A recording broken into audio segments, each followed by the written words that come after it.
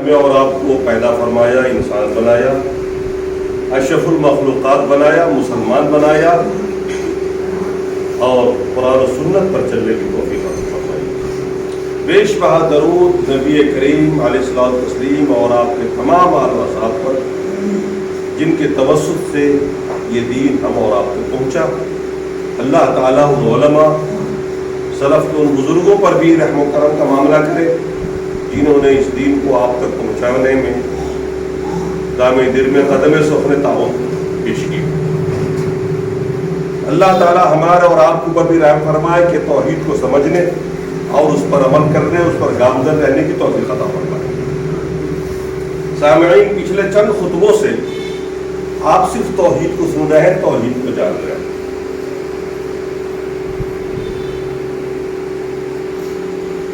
اس کا محرک یہ ہوا کہ اللہ نے قرآن میں فرمایا فَاعْلَمْ أَنَّهُ لَا إِلَهَ إِلَّا اللَّهُ، لا الہ الا اللہ کا علم پہلے حاصل کرو، پھر اپنے گناہوں کی مغفرت چاہو۔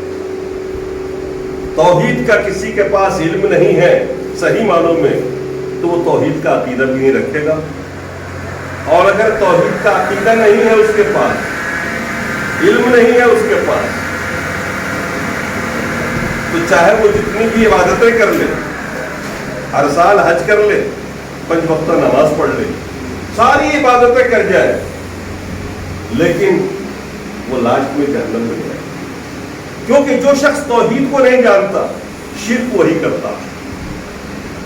شرک کو سب برا کہتے ہیں لیکن شرک کو سمجھتے ہی نہیں، اور شرک کو آپ جب ہی سمجھیں گے جب توحید کو سمجھ لیں گے۔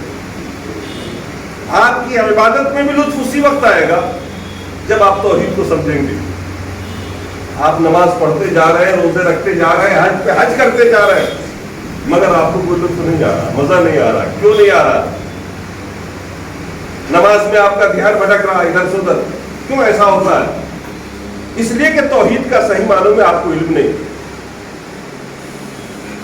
توحید کا اگر علم ہو جائے تو آپ سمجھ سکیں گے کہ آپ جس پر ایمان لائے ہیں، آپ جو کلمہ پڑھ رہے ہیں، اس کی اہمیت کیا ہے۔ یہی تو وہ چیز ہے جو آپ کو جنت میں لے کے چلی جائے گی۔ عثمان غنی سے روایت ہے، اللہ کے رسول نے فرمایا من قال لا الہ الا اللہ دخل الجنہ، جس نے لا الہ الا اللہ کہا وہ جنت میں داخل۔ بڑا آسان لگتا ہے، عام مسلمان یہ سمجھتا ہے کہ لا الہ الا اللہ پڑھ لیا جنت میں تو ہم جائیں گے۔ اب وہ عبادتیں نہیں کرتا، اللہ کی فرمانبرداری نہیں کرتا، رسول کی اطاعت نہیں کرتا، اور اسے اس بات پہ گھمنڈ ہے کہ اللہ کے رسول نے فرمایا لا الہ پڑھنے والا جنت میں جائے گا۔ عثمان غنی سے دوسری روایت ہے من علم انہ لا الہ الا اللہ دخل الجنہ۔ لفظی ترجمہ تو صرف اتنا ہے کہ جس نے لا الہ الا اللہ کو جان لیا وہ جنت میں داخل ہوگا۔ جاننے کا تعلق آپ کے دل سے ہوتا ہے، یہ بولنا نہیں ہے کہ آپ نے لفظوں میں کہہ دیا، بول دیا۔ ایک تو غیر مسلم ایک مشرک کو بھی کہیے گا نا وہ لا الہ پڑھ لے گا۔ مشرکین مکہ بیوقوف نہیں تھے جنہوں نے اتنی لڑائی لڑی اسلام سے۔ وہ زبان سے اگر پڑھنا کافی ہوتا تو وہ سب پڑھ لیتے لا الہ الا اللہ اور چلتے رہتے اپنی روش پر، کرتے رہتے بت کی پوجا، لیکن وہ سمجھتے تھے کہ لا الہ الا اللہ کا مطلب کیا ہے، اور اس کو مان لینے کے بعد اس کے مطالبات کیا ہے، اس کا مقتضا کیا ہے۔ لا الہ پڑھنے کے بعد آدمی کن باتوں کا پابند ہو جاتا ہے وہ اس کو سمجھتے تھے، اسی لیے وہ لڑتے تھے۔ اللہ کے رسول نے ایک ہی بات کا اعلان کیا تھا کوہ صفا سے، قولوا لا الہ الا اللہ تفلحوا، مکے والوں لا الہ الا اللہ کا اقرار کر لو کامیاب ہو جاؤ گے۔ اب بدلے میں لوگوں نے گالیاں دی، آپ کو برا بھلا کہنا شروع کر دیا۔ آج آپ لا الہ پڑھتے کوئی برا مانتا ہے؟ آپ مشرکین کے مجمع میں لا الہ پڑھتے ہو کوئی برا نہیں مانتا۔ کیوں نہیں مانتا؟ اس لیے کہ نہ آپ سمجھتے ہو نہ وہ سمجھتا۔ وہ بھی ایک منتر سمجھتا ہے اور آپ بھی ایک منتر سمجھ رہے ہیں۔ اس سے پہلے ہم نے توحید و اسماء صفات کے بارے میں بتایا، کچھ توحید و الوہیت کے بارے میں بتایا۔ توحید کی 3 قسمیں ہوتی ہیں۔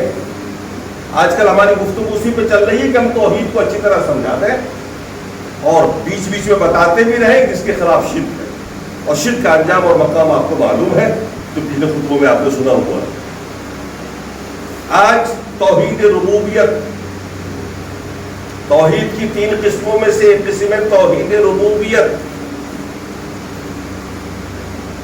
یہ توحید ربوبیت کیا ہے؟ ہم جب کہتے ہیں اللہ ایک ہے، اس کی 3 قسمیں ہوتی ہیں: توحید ربوبیت، توحید الوہیت، توحید اسماء و صفات۔ اللہ تبارک و تعالیٰ کو ان کے تمام صفات میں اکیلا جاننا، تنہا جاننا، یہ توحید صفات ہے۔ انشاءاللہ اس پر گفتگو کریں گے آگے۔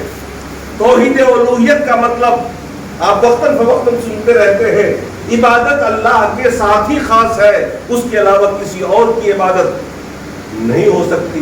عبادت کی کتنی ہی قسمیں ہیں، ان قسموں میں کوئی دوسرا اللہ کا شریک نہیں۔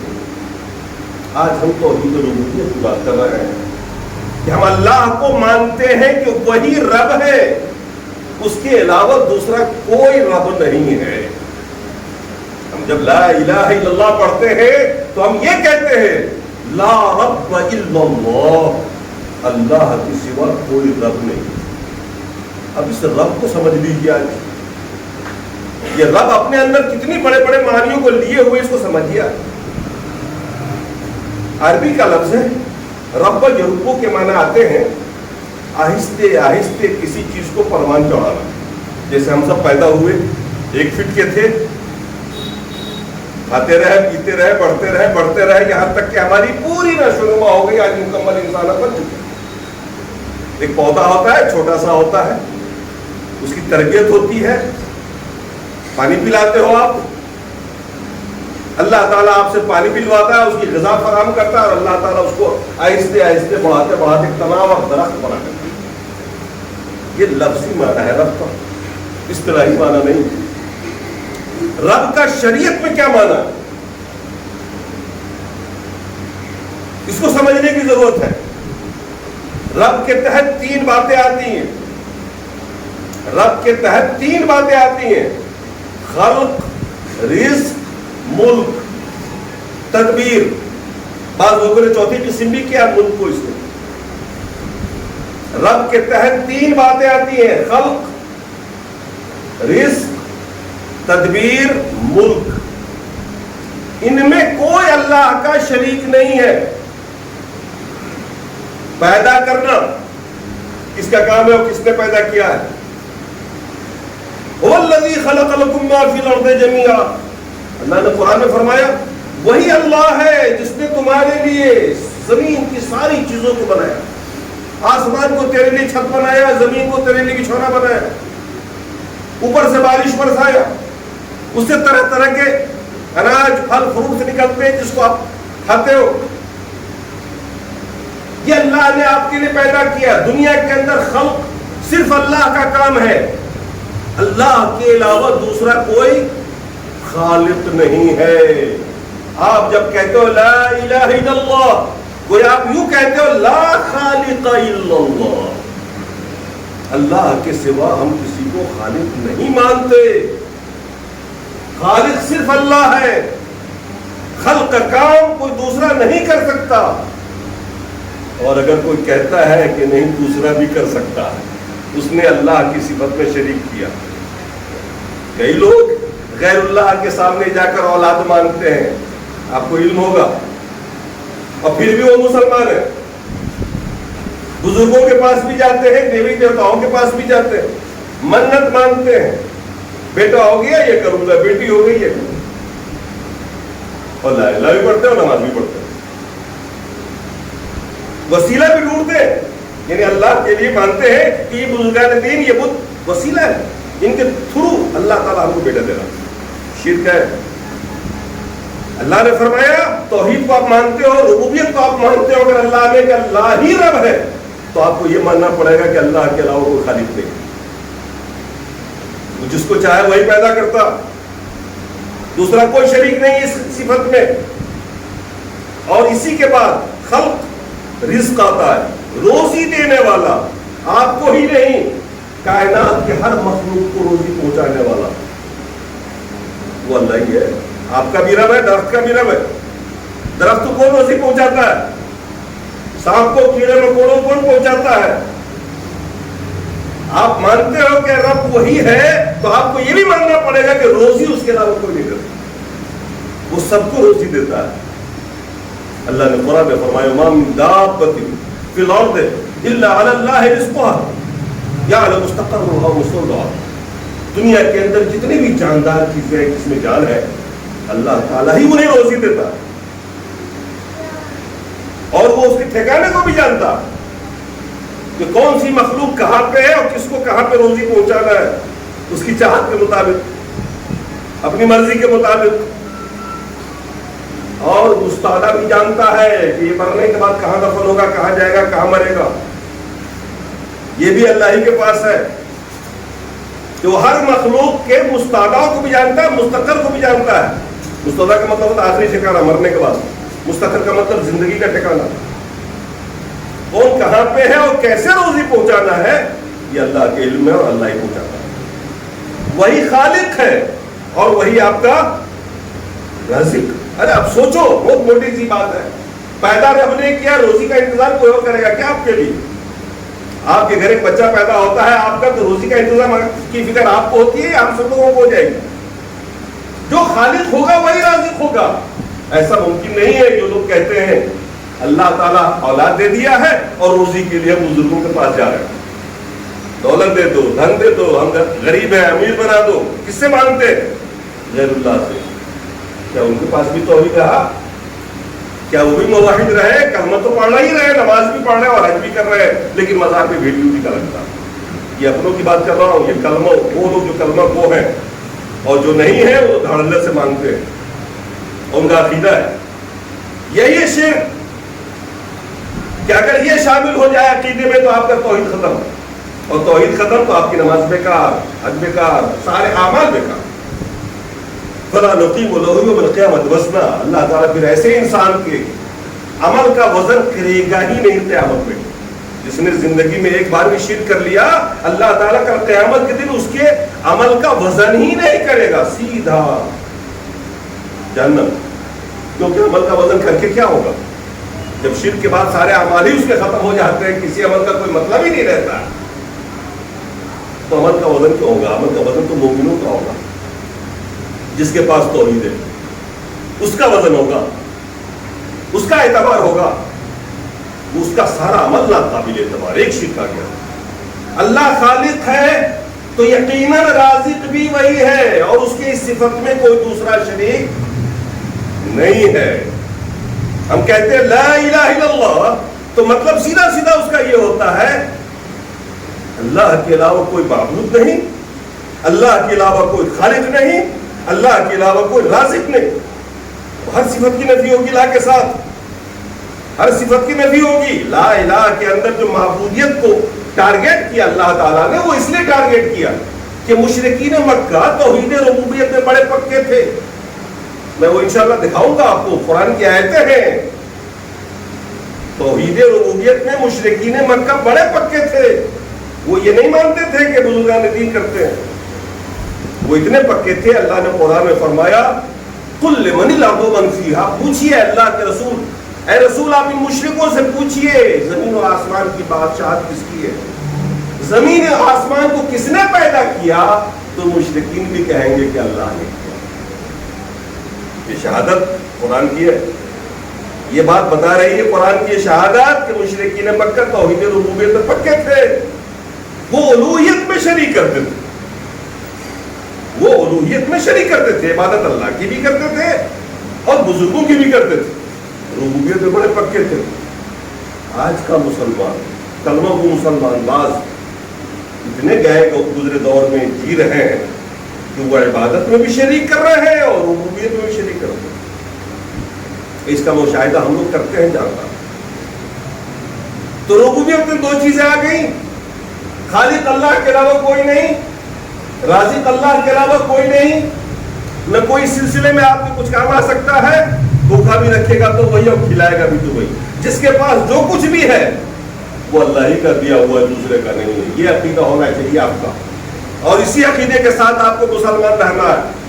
اور اسی عقیدے کے ساتھ نماز پڑھنی ہے آپ. کیا آپ اس دربار میں کھڑے ہیں, اس داتا کے سامنے سر و سجود ہو رہے ہیں جو خالق ہے آپ کا, رازق ہے آپ کا, پیدا اس نے کیا, سجدے کسی اور کے سامنے ہوں گے, روزی وہ دے رہا ہے, ہاتھ اٹھا کے دعا کسی اور سے مانگ لو گے آپ؟ آدمی کا خود کا ضمیر گوارا نہیں کرے گا نا. پیدا مجھے رب نے کیا, میرے اللہ نے کیا ہے, سجدے میں کسی اور کو کروں گا, یہ میرا ضمیر کیسے گوارا کرے گا؟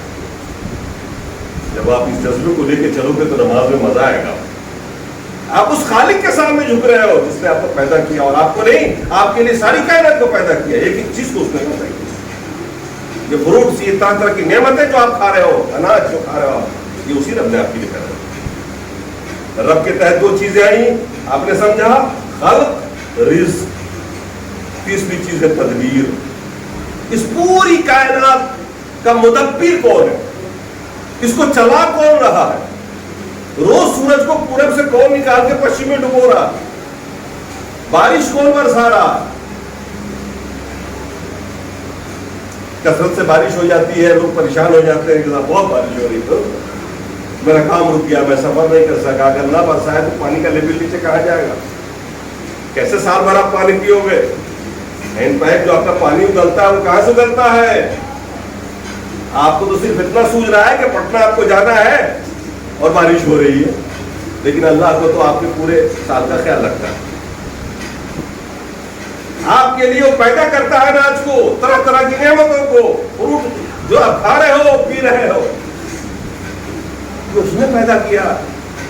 اور وہ چونکہ ساری کائنات کا مالک بھی ہے, خالق بھی ہے, رازق بھی ہے, مدبر بھی ہے, تدبیر وہی کرتا ہے, اس دنیا کو وہی چلا رہا. بظاہر یہ حکومتیں جو ہیں, یہ جو منتری ہیں یا یہ جو لوگ بھی چلا رہے ہیں, یہ آتے اور جاتے رہیں گے, مرتے رہتے ہیں, یہ کوئی دنیا کو, دیش کو نہیں چلاتے. دراصل اس کے پیچھے محرک ہوا تھا, چلانے والا حقیقت میں وہ ہے, مدبر وہ ہے. آپ یہ نہیں سوچ سکتے کہ اس دنیا کی تدبیر کوئی اور کر رہا, جس کا نظام کہیں اور سے چل رہا. اکثر لوگ سوچتے ہیں نا یہ سپر طاقتیں پوری دنیا کو گھما رہی ہیں, دکھا رہی ہیں. لوگ اپنی چال چلتے ہیں, اللہ اپنی چال چلتا ہے. وہ مکر اللہ واللہ خیر الماکرین. اپنی آنکھوں سے آپ دیکھ لو, برطانیہ نے آ کے قبضہ کر لیا ایک ملک پر, رشیا نے آ کے کیا, سپر طاقتیں ہیں یہ, اور لاسٹ سپر طاقت بھی آ کے گیا, اور کیسے مار کے بنائے. کوئی سوچ سکتا تھا؟ کوئی سوچ سکتا تھا؟ تدبیر اس کی ہے, نظام اس کا ہے, چلا وہ رہا ہے. وہ آپ سے کیا کیا کام لے سکتا ہے, آپ کے اندر کیا کیا جرأت اور ہمت پیدا کر سکتا ہے, یہ وہی جانتا ہے. وہ چاہے تو اس ناتما جسم کے اندر وہ آگ بھر دے کہ آپ سے اتنا بڑا کام لے لے کہ آپ نے بھی کبھی نہ سوچا ہو. تو مدبر بھی وہی ہے, تدبیر بھی اسی کی. ہم جب کہتے ہیں لا الہ الا اللہ تو ہم گویا اس بات کا اقرار کرتے ہیں, لا مدبر الا اللہ, اس کے علاوہ, اس رب کے علاوہ دنیا کا کوئی منتظم نہیں, کوئی مدبر نہیں, دنیا کو کوئی چلانے والا نہیں. اس کے حکم کے بغیر ایک پتا ادھر سے ادھر نہیں ہو سکتا. تو مدبر ہے, اور ساری کائنات کا مدبر ہے. جو خالق ہوگا وہی رازق ہوگا, اور جس کے اندر خلق اور رزق ہوگی دراصل وہی اس کا انتظام بھی کرے گا. پراپرٹی آپ کی ہو, انتظام ہم کریں گے؟ ممکن نہیں. پراپرٹی کا مالک جو ہے وہی اس کا انتظام بھی کرتا. یہ دنیا اس کی ہے, لہذا دنیا کو چلانے کی فکر بھی اسے ہی ہوتی ہے. کب گرمی دینا ہے, کب بارش دینا ہے, کتنی دینا ہے, کب قحط لانا ہے, کب خوب نعمتیں بڑھا دینی ہے, یہ سب اس کے پاس ہے. دوسرا کوئی نہیں کر سکتا. اس لیے ہم جب لا الہ الا اللہ کہتے ہیں نا تو ہم ان میں سے ہر ایک کی نفی کر دیتے ہیں. اللہ کے سوا کوئی عبادت کے لائق نہیں, اللہ کے سوا کوئی خالق نہیں, اللہ کے سوا کوئی رازق نہیں, اللہ کے سوا کوئی مدبر نہیں. یہ ہے توحید. اور اسی میں شریک کر دینا کسی کو. کوئی سوچے کہ اللہ کے اس نظام کو چلانے میں بزرگان دین بھی ہاتھ بٹھاتے ہیں, دیوی دیوتا بھی ہاتھ بٹاتے ہیں. کچھ وبھاگ مجبوری میں اس نے دے دیا ہے, تعلیم کا ان کے پاس ہے, یہ ودیان کی دیوی ہو گئی, ودیا کی دیوی ہو گئی. اور کچھ وبھاگ ان کو ملا ہوا ہے, یہ گاڑی والوں کا وبھاگ سنبھالنا ہے, یہ وزارت تعلیم, یہ کچھ, یہ خوراک. یہی تو شرک ہے کہ کیا وہ اتنا کمزور ہے کہ اپنا کام وہ ان مجبوروں سے لے گا جو مرتے اور جو جیتے ہیں ان سے لے گا وہ؟ اللہ نے قرآن میں جا بجا کہا ہے اللہ لہ الخلق وَلَهُ الْأَمْرُ، سنو سارا مخلوق میرا ہی پیدا کیا ہوا ہے اور سب کی حکومت بھی میرا ہے. کوئی نظام اس نے بانٹا نہیں، وہ کمزور نہیں ہے، وہ مجبور نہیں ہے، وہ کسی کا سہارا نہیں لیتا، سارے اس کے سہارے لیتے ہیں، سب اس کے محتاج ہے، وہ کسی کا محتاج. اور اسی رب کے ماتحت ملک آتا ہے، بادشاہ. کون ہے اس پوری کائنات کا بادشاہ؟ اسی رب کے تحت بہت سارے علماء نے 4 قسمیں کی ہیں، اس کی 4 قسمیں کی ہیں رب کی، اور اس کے تحت ملک کو بگڑا ہے کہ بادشاہ بھی وہی ہے، اس پوری کائنات کا حکومت بھی اسی کے پاس ہے. اور قرآن کی اس کی بہت ساری آیتیں ہیں، قرآن کے اندر ایسی بہت ساری آیتیں جو اس بات کی طرف اشارہ کرتی ہیں کہ رب کے تحت ملک بھی آتا، بادشاہ بھی صرف اللہ، حکومت بھی صرف اسی کی ہے، دوسرے کسی کی نہیں. آج دنیا میں ہم لوگ کہتے ہیں نا کہ یہ سمپتی ہماری ہے، یہ زمین ہماری ہے، یہ مکان ہمارا. آپ سوچئے آپ نے پیدا کیا اس کو، جس نے پیدا کیا وہ مالک نہ ہو اور آپ مالک بن جائیں. یہ جائیداد ہماری ہے، لوگ بولتے ہیں میں اس کا مالک ہوں. کیا آپ اس کے مالک ہو سکتے ہو؟ جس نے پیدا کیا اس کو وہ مالک نہیں بنے گا، اور عارضی طور پر کچھ پیسے لگا کے آپ نے خریدے، آپ مالک بن گئے. یقین جانیے آپ کسی چیز کے مالک نہیں ہیں، آپ تو اپنی جان کے بھی مالک نہیں ہیں، اپنی سانس کے بھی مالک نہیں، اپنی صحت کے بھی مالک نہیں ہیں. لوگ اچھی اچھی غذائیں کھاتے دبلے ہوتے چلے جاتے ہیں، روٹی چٹنی کھا کے لوگ صحت مند بنے رہتے ہیں. آپ کا کچھ نہیں ہے، یہ تو امانت ہے جو اللہ نے آپ کو دے رکھی ہے. آپ کی اولاد امانت ہے آپ کے پاس، آپ کی جائیداد امانت ہے آپ کے پاس، آپ کی دولت امانت ہے آپ کے پاس.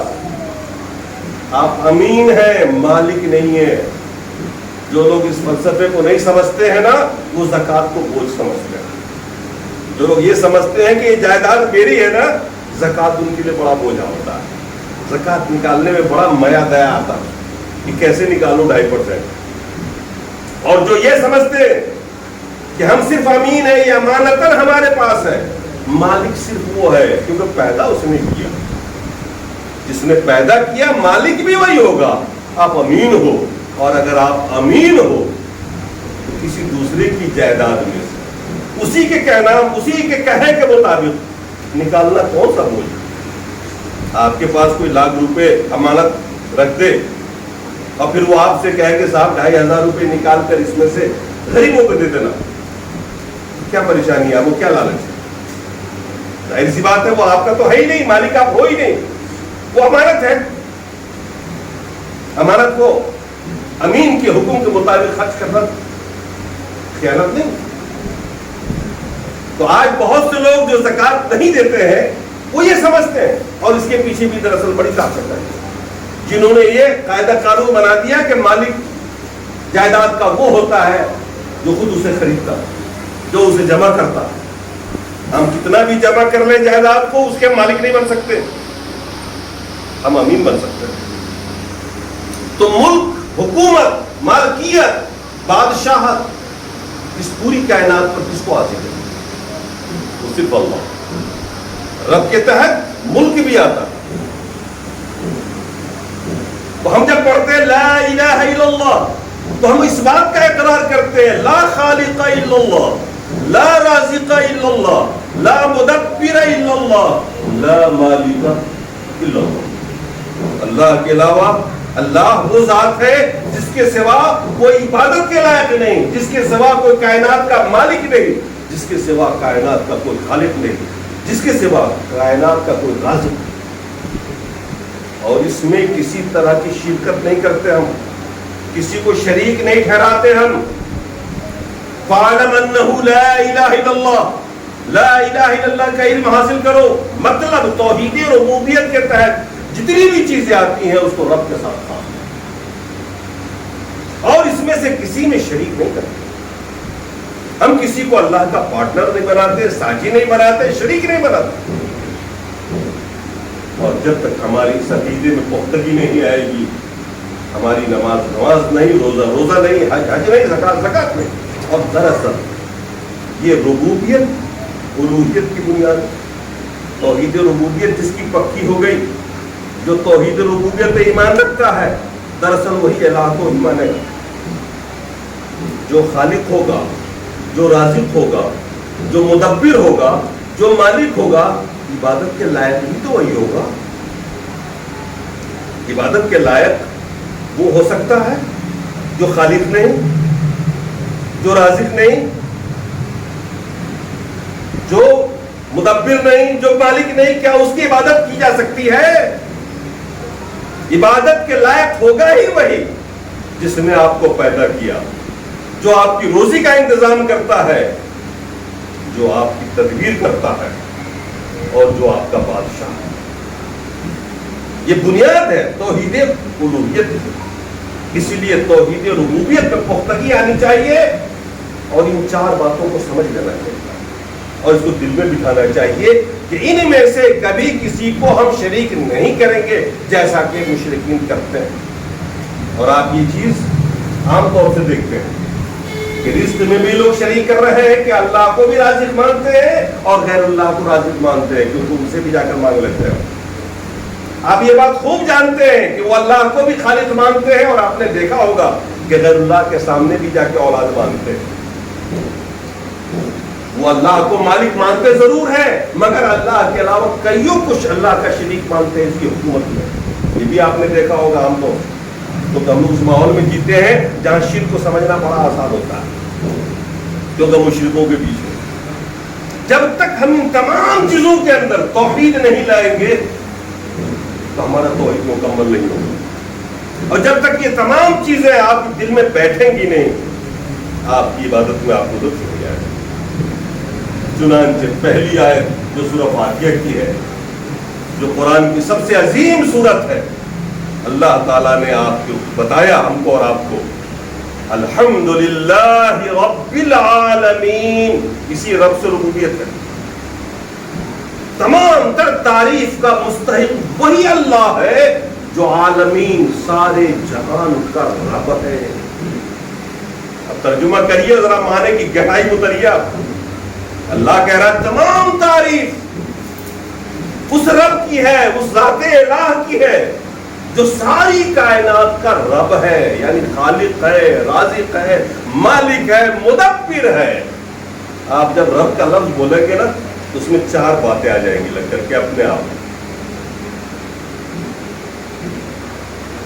ہم لوگ تو اردو میں ہے پالنہار کا ترجمہ کر لیتے ہیں نا, وہ رب ہے جو پالنے والا ہے. رازق کا معنی ہے رزق دینے والا, پالنے والا, وہی ہے. صرف یہی ایک معنی نہیں ہے, اس میں چار باتیں آئیں گی. ساری تعریف صرف اس ذات کو زیبا ہے جو سارے کائنات کا رب ہے, جس نے سارے کائنات کو پیدا کیا, روزی دیتا ہے, تنظیم کرتا ہے, تدبیر کرتا ہے, وہ بادشاہ. آپ کی تعریف ہو سکتی ہے؟ ہم میں سے کسی کی تعریف ہو سکتی ہے کیا؟ اکثر ہوتی رہتی ہے نا, بڑے خوبصورت ہیں آپ, کیا بال ہیں آپ کے, یہ آپ کے اپنے بنائے ہوئے ہیں کیا؟ یہ صورت آپ کی اپنی بنائی ہوئی ہے؟ یہ رنگ کلر آپ کا اپنا تخلیق کرتا ہے, خلق کرتا ہے, پیدا کیا آپ نے؟ یہ نظم ہے آپ کا؟ آپ کا تو کچھ بھی نہیں. ایک بال ٹوٹ جائے تو آپ جوڑ نہیں سکتے, ایک بال ٹوٹ جائے اکھڑ جائے تو جوڑ نہیں سکتے. ہماری حیثیت کیا ہے؟ اس لیے دنیا میں کوئی بھی تعریف کے لائق نہیں, کائنات میں کوئی بھی تعریف کے لائق نہیں. تمام تر تعریف کا مستحق صرف وہ ذات ہے جو رب ہے. جو رب ہوگا وہی تعریف کے لائق ہوگا. اور رب کے تحت یہ چار باتیں آئیں گی. رب ہونے کا مطلب جس نے آپ کو پیدا کیا, جو آپ کو روزی دیتا ہے, جو بادشاہ بھی ہے اور منتظم بھی ہے پوری کائنات کا, آپ کے ساتھ ساتھ پوری کائنات کا, اور آپ کا بھی نظام زندگی چلا رہا ہے, آپ کا بھی گھر چلا رہا ہے, پوری کائنات کو چلا رہا ہے. ساری اسی کو. اور اس کام میں رحمان اور رحیم ہے وہ, دیکھیے اس کے آگے کیا ہے، ہر آیت کا جوڑ کتنا بڑھیا ہے.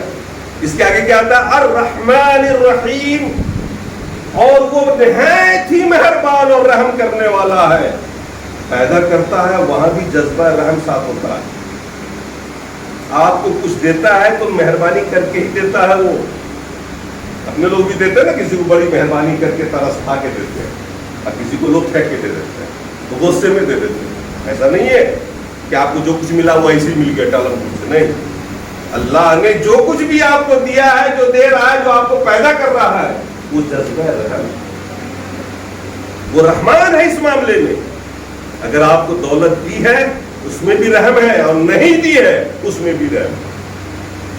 ہو سکتا ہے دولت دیتے اور آپ جہنمی بن جاتے. جس کو نہیں دیا ہے اس میں بھی جذبہ رحم ہے، جسے دیا اس میں بھی جذبہ رحم ہے. جسے صحت دی اس کے ساتھ بھی رحم کا معاملہ کیا، جسے نہیں دی اس کے ساتھ بھی رحم کا معاملہ کیا. جسے اولاد دی ہے وہاں پر بھی رحم کا معاملہ ہے، اور جسے نہیں دیا ہے وہاں بھی رحم کا معاملہ ہے. لوگ سمجھتے نہیں. جسے بیٹی ہی بیٹی دے دیا وہ پریشان حال ہے، کہتا میرے اوپر کوئی رحم ہی نہیں کرتا. وہ بھی رحم ہے جو آپ کو بیٹی دیا اور جنت میں جانے کا سبب بنا دیا. جسے بیٹا ہی بیٹا دے دیا بڑا خوش ہوتا ہے، اور ہو سکتا ہے یہی اولاد بیٹا اس کی محبت آپ کو جہنم میں لے جائے. ہو سکتا ہے. رحم کا معاملہ کرتا ہے، وہ جو کچھ بھی دیتا ہے. رب ہے نا تو صفت رحم کے ساتھ ہے. جلادیت نہیں ہے جیسے ہم اور آپ دیا پھینک کے مار دیا کسی کو. الرحمن الرحیم، وہ رحمان اور رحیم ہے اس صفت میں، ربوبیت میں. مالک یوم الدین، وہی روز جزا کا مالک ہے. قیامت کے دن ایک ایک چیز کا حساب لے گا. دوسرا کون لے گا حساب، اور کیوں لے گا حساب؟ دوسرا لے گا کوئی حساب تو کیوں لے گا ہم سے؟ جو پیدا کیا ہے وہی نے لے گا حساب. جس نے روزی دی ہے وہی نے ایک ایک روزی کا حساب لے گا. کہ 2 روپے دیے تو تم نے جائز خرچ کیے یا ناجائز؟ جوا کھیلا، چائے پی، کھانا کھایا یا حرام پہ لگایا؟ وہ دے گا اس کا بھی حساب، اور ناجائز خرچہ کیا اس کا بھی حساب. کون لیتا ہے؟ جو دیتا ہے وہی نا حساب لیتا ہے. کہ دے ہمیں کوئی اور حساب لے دوسرا کوئی. وہ مالک کیوں ہے یوم جزا کا؟ آخرت کے دن وہی کیوں مالک ہوگا، دوسرا کیوں نہیں ہو سکتا؟ یہ دراصل اس سوال کا جواب ہے. وہ رب ہے، تمام دنیا کا رب ہے، وہ رحمان و رحیم ہے، اور وہی مالک ہے. کیوں مالک ہے؟ اس لیے کہ آپ نے رب بنا ہوا ہے. روزی اس نے دی، پیدا اس نے کیا، تدبیر وہ کرتا رہا ساری زندگی آپ کے لیے، پوری دنیا کو چلاتا رہا. حساب کوئی اور لے گا؟ لہذا میدان محشر میں اس کے علاوہ کوئی اور نہیں ہے جو آپ کا حساب لے گا اور اٹھ کے آپ کی سفارش کر دے گا. اللہ یہ کہ اللہ تعالیٰ اسے اجازت دے اپنی مرضی سے، کیونکہ اس نے پیدا ہی نہیں کیا آپ کو، تو آپ کی شفاعت کیوں کرے گا؟ لوگ کہتے ہیں نا کہ بزرگوں کا سہارا پکڑ لیں گے، فلاں کا دامن پکڑ لیں گے. کیوں بھائی؟ وہ کیوں کرے گا؟ کیا رشتہ ہے اس کا آپ سے؟ نہ اس نے پیدا کیا، نہ آپ کو روزی دی، نہ آپ کا نظام چلایا. وہ کیوں کرے گا؟ اللہ نے فرمایا تنہا ہو، وہی مالک بنے گا، وہی حساب لے گا. کیونکہ وہ رب ہے، وہ آپ کا مالک ہے، مدبر ہے، منتظم ہے، حکیم ہے وہ آپ کا.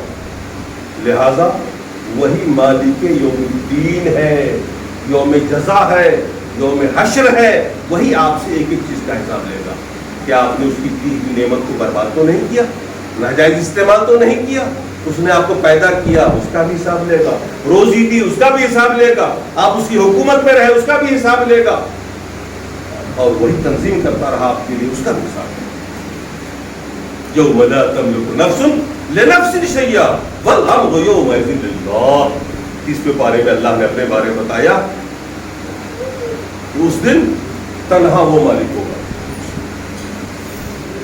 کوئی دوسرا آپ کا مالک نہیں ہوگا، کوئی دوسرا آپ کی مدد نہیں کر پائے گا، کوئی دوسرا آپ کے لیے کچھ بھی نہیں کر پائے گا. ہر آدمی خود میں پریشان ہوگا.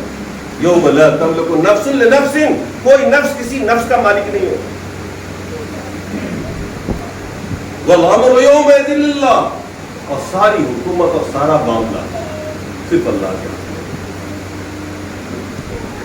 سوچئے اللہ ایک ہے اور رب ہے وہ، تو رب میں یہ ساری باتیں آتی ہیں. اور اس بات کو سمجھیے کہ الحمدللہ رب العالمین جب آپ پڑھتے ہیں تو آپ یہ کہتے ہیں کہ ساری تعریف اس کا اقرار کرتے ہیں دل سے اس اللہ کے لیے جو رب ہے، اور رب ہونے کا مطلب خلق اس نے کیا، پیدا اس نے کیا ہے، آپ کو روزی بھی اسی نے دی ہے، مالک بھی وہی اور منتظم ہے، اور اس نے یہ ساری جو خدمات ہے اللہ کی آپ کے ساتھ جو منسلک ہے وہ صفت رحم کے ساتھ ہے۔ اور پھر جس نے یہ سب کچھ آپ کے ساتھ کیا ہے، یقین رکھیے کہ وہی آپ کا مالک ہے، اور اسی کے سامنے سر کو سجود ہونا ہے، اور اسی کو آپ کو حساب بھی دینا ہے میدان محشر میں۔ اس دن کوئی آپ کی مدد نہیں کر پائے گا۔ لہذا اللہ کی ان صفات میں سے کسی بھی صفت میں کسی کو شریک کرنا شرک کہلاتا ہے، جس کے بارے میں اللہ تبارک و تعالیٰ نے فرما دیا انہ من یشرک باللہ فقد حرم اللہ الجنہ ومأواه النار وما للظالمین من انصار۔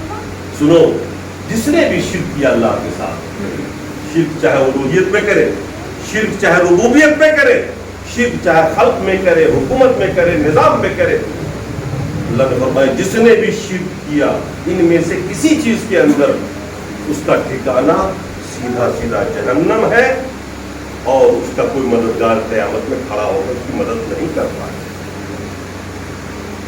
لہذا مکمل توحید اختیار کریے، اور جب نیت باندھیے اس رب کے سامنے میں تو اس عقیدے کے ساتھ باندھیے ہم اس رب کے سامنے میں کھڑے ہیں جو ہمارا رازق ہے، حاکم ہے، بادشاہ ہے، مدبر کائنات۔ یہ ساری باتیں آپ کے دماغ میں رہنی چاہیے، پھر آپ کا دھیان نماز کی طرف نہیں جائے گا۔